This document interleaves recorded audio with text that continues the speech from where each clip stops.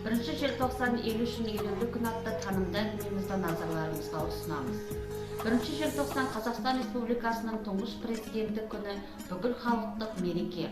Кемеңгер тұлға, ұлт көшбасшысы елбасы Нұрсұлтан Әбішұлы Назарбаевтың тәуелсіз еліміздің дамуына сіңірген өлшеусіз еңбегі мен көреген саясатының арқасында еліміз аз уақытта әлемдегі беделді мемлекеттер қатарына қосылды. Жоғарғы парламенттің бекітуімен 2012 жылы 1 желтоқсан Қазақстанда алғаш рет тұңғыш президент күні мемлекеттік мереке ретінде аталып өтуде.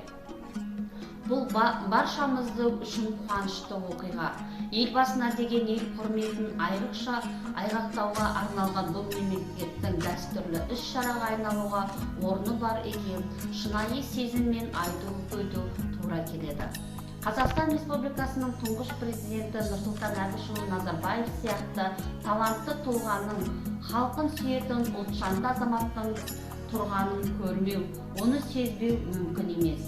Мемлекет басшысы бұл тұрғыдағы тұжырымдарын, биік мінбелерін, сөйлеген сөздерін де қалың елі қазағына тебірене тұрып, мен үшін елімді дамыған елдердің сапасына тұрғызып, санатына қосудан үлкен мақсат жүр десе, Қазақстанның өзінің ұлттық қасиеттерін қайта қалыптастыруына қамқорлық жасау президенттік те перзенттік те парызым деген болады.